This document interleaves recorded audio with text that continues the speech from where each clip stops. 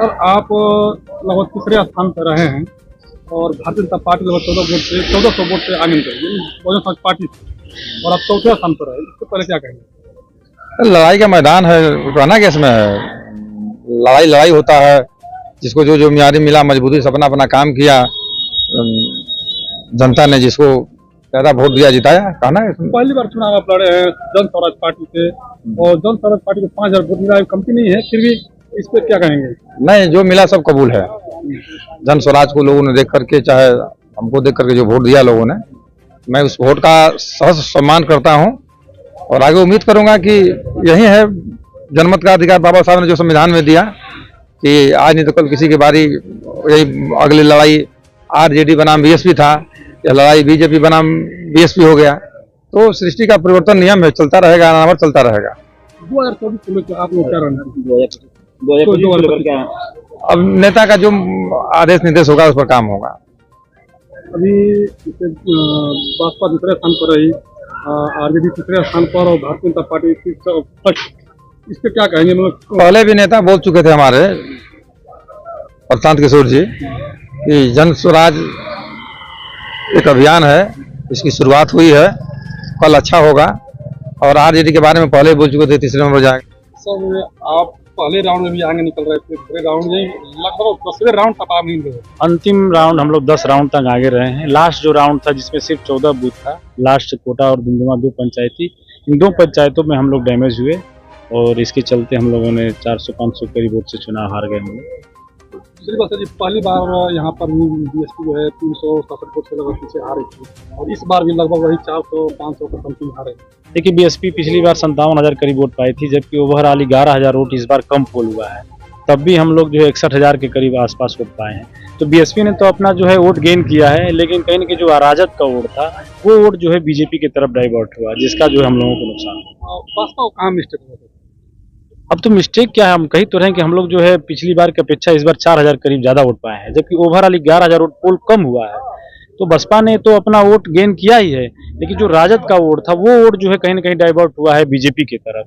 लोगों का कहना है कि जो ईवीएम मशीन था जो खराब हो गया था, वो दोनों ईवीएम मशीन खराब हुआ था तो उसकी भी काउंटिंग हो रही है। तो वो उसमें कोई दिक्कत नहीं है, वीवीपैट की पर्चियां गिन गई। वीवीपैट में तो आप 170 प्लस कर रहे हैं। हाँ, तो वही तो जोड़ के हम लोग, वही तो सबको जोड़ के लगभग 500 करीब हम लोग पीछे हैं। अगले 2025 को लेकर क्या रणनीति आप लोगों? हम लोग का तो बहुजन समाज पार्टी एक मिशन है और लगातार ये मिशन चलता रहता है। जीत हार अपनी जगह पे है, महापुरुषों का जो मिशन है, जो बाबा साहब का जो बहन जी का नीति दिशा निर्देश है, उसको फॉलो करते हुए जनता की सेवा में हम लोग लगातार लगे रहें। मेरा विनम्र आग्रह होगा कि वैसे लोग 2-3 दिन हताशा में रहेंगे। अब उनकी बयानों को आप सीरियस मत लीजिए। वो तो अब बेचारा हार गया तो अब क्या कर सकते हैं, उसके बाद दूसरा कोई उपाय नहीं है। अब कौन विकास की बात करेगा, कौन नौकरी की बात करेगा?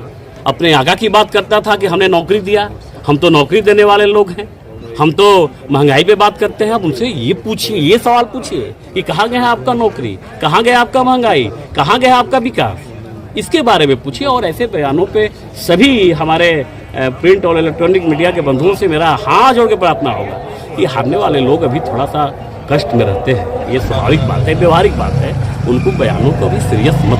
अच्छा, मतगणना के विषय में क्या जानकारी है?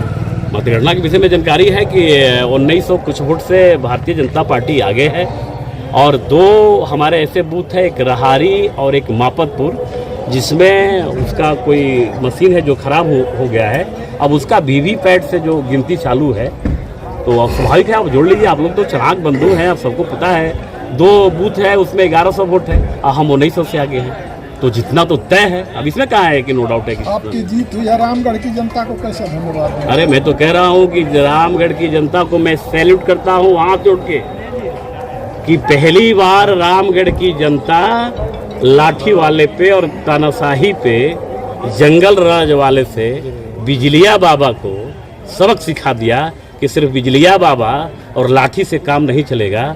रामगढ़ की जनता विकास में भरोसा रखती है, यहाँ विकास चाहिए, एक नया रामगढ़ चाहिए, एक विकसित रामगढ़ चाहिए।